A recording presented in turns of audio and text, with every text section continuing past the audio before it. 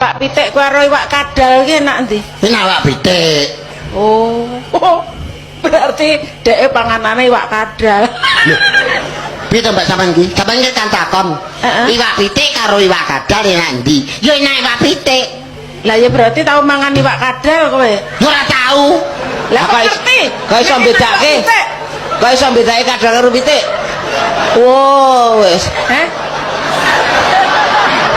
Oh iya berarti iso bedake berarti tau mangan. Iya. Lah kuwi iwak pitik entah doyan. Ya ora. Gombal digoreng Doyan. brakas. Asli brakas kok gitu. Sik to.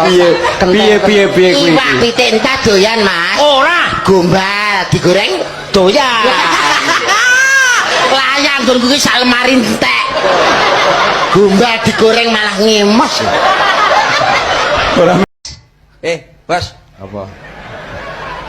Aman sholat ya, aman Bos. Iya no. 5 waktu ngono ya. Salatku semedi ya.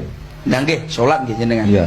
Terus sampean umpamane ngene iki kula taklet mon enak-enakan mawon kula Iya, taklet teng jenengan nggih sepuntene lak wonten lepat kula nggih, Bos. Sampean terus sholat umpamane ngongkon wong sholat itu hukume pripun, Bos? Ngongkon wong salat kuwi hukume wajib. Lah, sapa sing ngomong tak tapukane lampine Sik kok. goblok percelit. Bener Pak Sun nih. Ngongkon wong salat iki wajib entuk pahala. Wah, iki ya kocok pindho iki.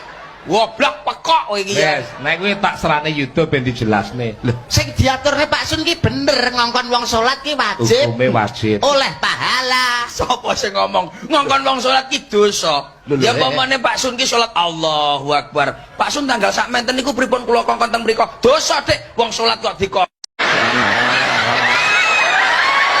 Lah ipet tau ngombe madu. Lah, mendina ngombe madu nah aku jarene kon sehat.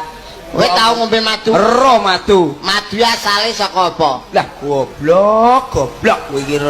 Pak madu ki sak asale saka bataku.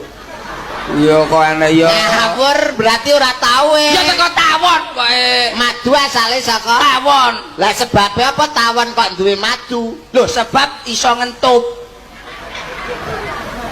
Dadi apa ning donya? Lah lah enek sing ngentup mesti duwe madu. Anggere enek entope Mesti iso enek madune. ora mesti. Lah nyapa? Kala jengking Kala jengking. Pak bisa-bisa mana kok ora?